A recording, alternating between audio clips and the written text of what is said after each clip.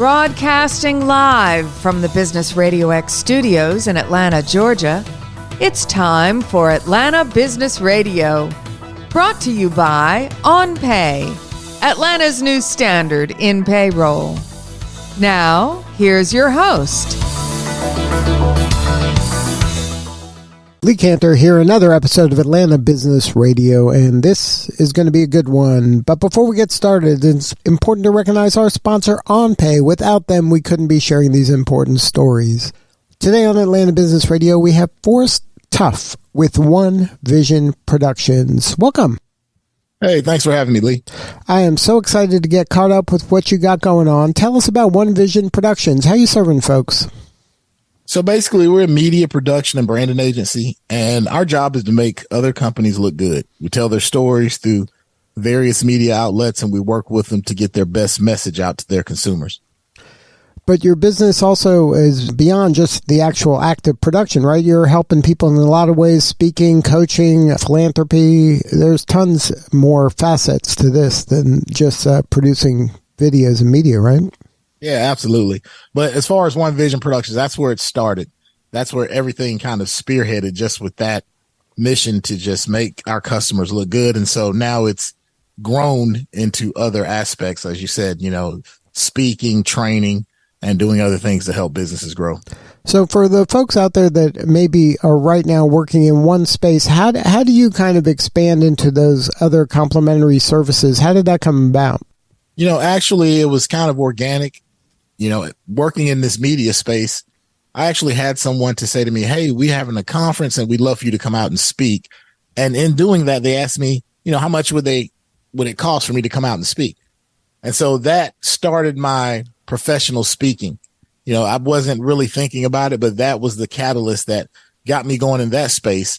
And for about 7 years, I wanted to give back to other organizations. So I became a mentor with SCORE.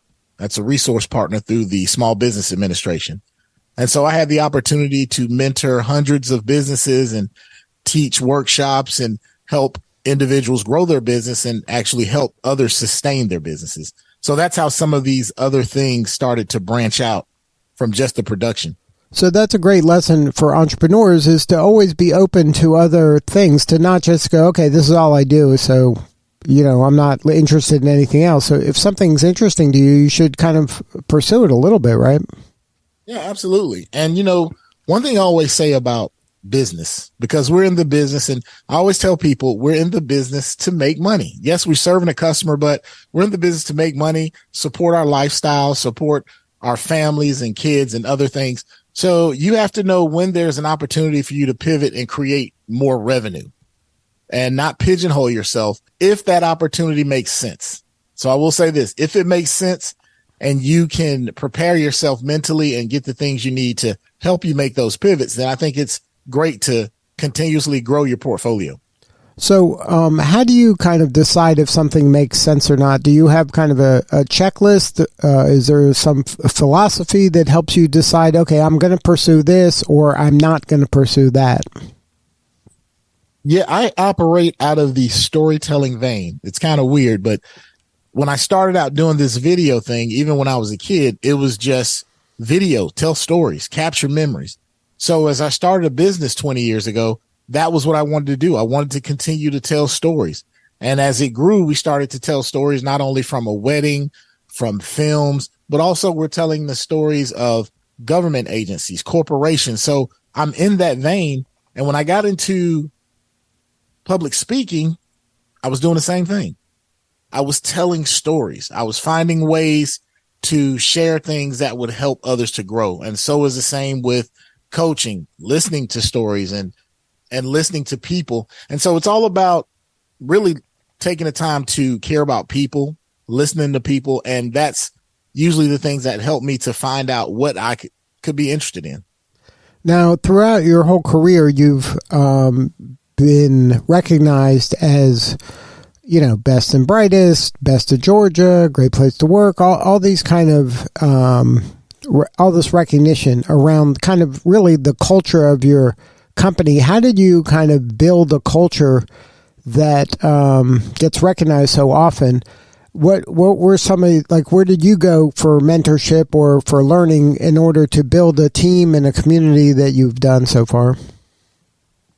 I think one of the things that originally helped me was coming up. I played sports at a collegiate level. I actually wanted to play professionally, but due to an injury, I didn't go. So I did play at the collegiate level, and I learned how to work within the team since I was a kid. So I use those same principles when I work with people. I had a small stint where I worked in retail and corporate, and there were some things that I may not have agreed with, but there were also some things that were very valuable in terms of team building and those exercises. So I use that positive mantra of reinforcing people and letting them know the vision and being a part of that vision, because when people can take ownership of something and you also support them to grow, oftentimes it can have a positive effect. So in my case, that's what I did. And that's how I've been able to have such an impact with not only my team members, but just individually and just the things that we've done with our clients and customers over a period of time.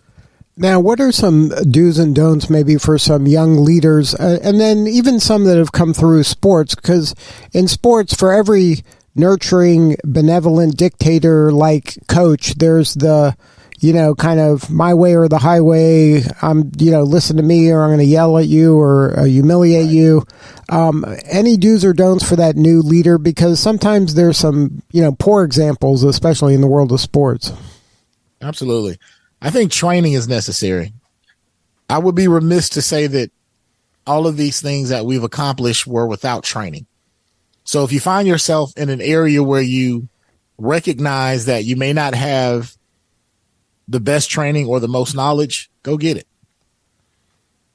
Anytime I wanted to step out into another arena, just like public speaking, it wasn't something I just jumped into. I actually went in, trained with Toastmasters, and then I became a member of the National Speakers Association.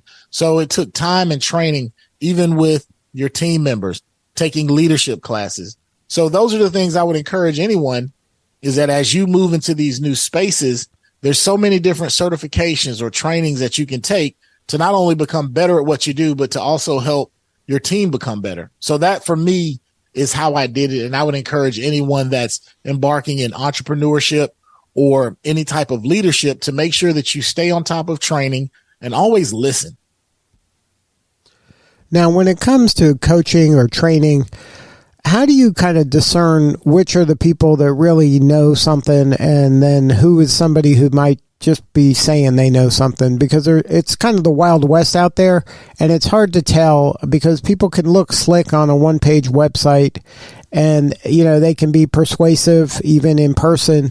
But how can you tell, or how do you kind of recommend vetting what's a good coach, like who's a good coach and who's maybe, need some more time? Well, I would say interview the person that you're going to hire to be your coach. One of the things that I did personally before I became a coach, and this isn't for everyone, is I was a SCORE mentor for almost 8 years. I spent a lot of time learning just how to listen to people, how to find the right information. And once I did that, I began a journey with Transformation Academy to become a certified master life coach. So there's a process for me that took anywhere from 8 to 10 years. Now, that's not to say everyone has to have that same journey. But for me, I wanted to make sure that I had a history and I had people that could verify the work that I've done. And I would say for someone who's embarking on working with someone, if you don't feel comfortable, ask for references. Try to find people that can attest to what they've done and how they were able to support them in their growth. So that's the thing. I would just do your due diligence. You don't have to get caught up in social media, but, find out what you know from them, spend some time talking to them. So when you were deciding, you say, okay, I'm going to be a coach now. This is important to me. I think I could provide more value. How did you kind of land on transformational leaders? Like I'm sure you went through you had to kiss some frogs, right? You had to go, okay, this one isn't for me. This isn't resonating. This one is more of a fit. Like, how did you go about choosing transformational leaders? Well, I actually go through that vetting process myself. when I'm working with someone, I'm not just eager to, hey, let's give me your money and I'll coach you. I actually find out what is the end game. What are they trying to accomplish? Who are they? Because that coaching fit is more like is synergy. It's like a team, if you will. We need to work together to try to find how we can grow in this space. So for me, it's not just about you paying for something. We have a conversation. There's a first thing we have a 30 to an hour minute long conversation just about what it is you're trying to accomplish and your goals. And there have been some people that I suggested this may be a better fit for you to maybe try this route, or maybe let's try this on a small basis and see how it works out before we go further. And some we didn't go further. We maybe had 1 or 2 trial periods. We recognized that this wasn't a fit and we moved on. So I think for both parties, I think you have to be open and willing to be honest about the relationship and about how you can communicate and if it's going to work for you to gain that end result. So what are some, when you're, having those initial conversations with someone, what are kind of some of the qualities that they must have? And what are some of the qualities that are kind of super red flags where, okay, I know this isn't going to work? Red flags is if they already know everything as you're talking about it. That's a red flag. Someone who already knows all the answers, but is reaching out for help. That's a red flag for me if you know everything. Secondly, if you're not willing to engage in dialogue, meaning true dialogue is I listen to you and then I respond and then you listen to me, you respond. That type of dialogue to be able to actually hear one another.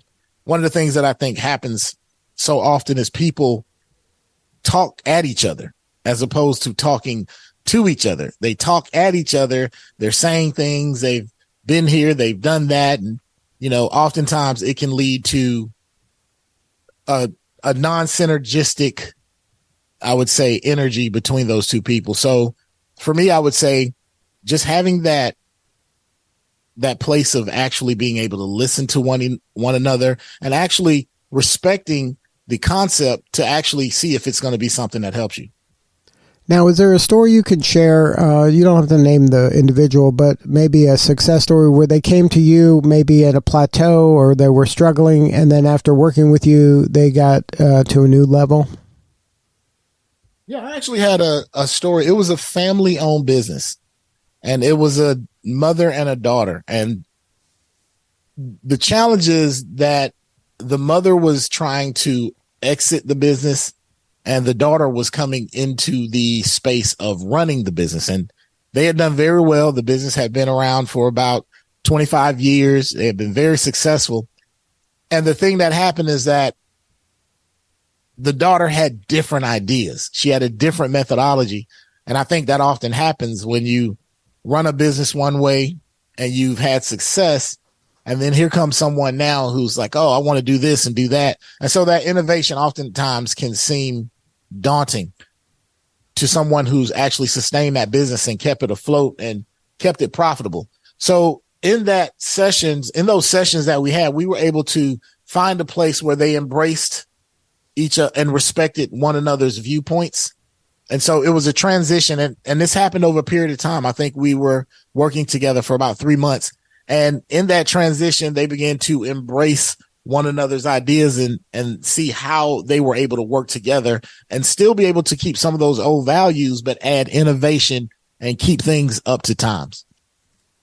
And then in circumstances like that, a lot of times your role is just being kind of that, honest third party, right? Like you're not there really advocating for one or the other. You're just trying to keep everybody playing nicely together so they can all get the outcome they each desire.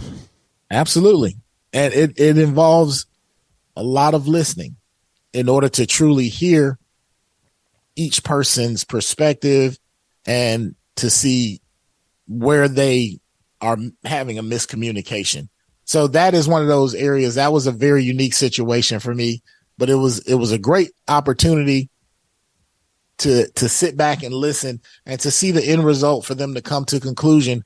Because at the end of the day, when you're coaching, you're not telling someone. It's almost like a physical therapist. A physical therapist isn't going to fix you. They're going to work with you until you get to the point where you can do it on your own. So I kind of look at coaching almost like an analogy of a physical therapist, someone that's going to work with you and get you to a place where you start to be independent and you start to see how you can do things. And that for me was one of those great moments. Right. And it's important to note that a lot of times if they don't have the humility to ask for a coach or the vulnerability to ask for a coach and they try to do it themselves, they might have offended each other. They might have, hit some hot button issue that they knew the other person was going to react to, and they could have really done damage. And just like you said with physical therapy, you can go, okay, I know how to do this, and then I can hurt myself worse than when I got here. Absolutely. Absolutely. And I can attest to this, Lee, because as a person who's coached others, I've also received coaching. And it takes a different level of humility. It takes a certain level of being open in order to, and sometimes you have to have a little thicker skin because some of these things aren't going to always rub you right. But if you want growth, you have to be able to receive it and know that it's coming from a place of trying to help you grow and, don't fight it. So I've had coaching and I've heard some things that made me go, I don't really feel comfortable with what you said, but I had to realize that it was in the best interest for where I was trying to go. Yeah. And that's the important part is a coach, like you said, isn't there to do it for you. It's to help you be the best you. And sometimes that is some tough love or some asking you some hard questions. Absolutely. So what do you need more of? How can we help you? You got so much going on. There's a lot of plates spinning in your world.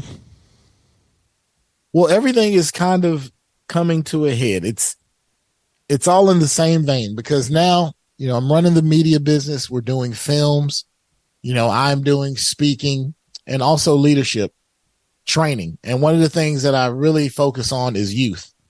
I really focus on helping the youth find their voice through teaching them how to speak, how to communicate, how to interview, how to present themselves. And that's something that is now more for me like a passion. I really love working with youth and I love giving back into the next generation. So that's kind of where I really am. I've always done this, but it's just something now that as my kids are getting older, they're out of college, getting their masters, I now can start to impart into other children. So that's really where I am, Lee. I just really want to continue to keep the business steady and grow it and continue to work with youth and give back. So if somebody wants to connect with you and learn more, what is the website? What's the best way to get a hold of you? Well, if you want to get in touch with me and other things, you can go to forresttuff.com. That's F-O, 2 R's, 2 T's, 2 F's, FORRESTTUFF.com. And if you want to know more about my business and working in the production space, you can visit onevisionproductions.com. Good stuff. Well, congratulations on all the success. You're doing such important work, and we appreciate you. Thank you so much, Lee. I really appreciate you having me on. All right, this is Lee Cantor. We'll see you all next time on Atlanta Business Radio.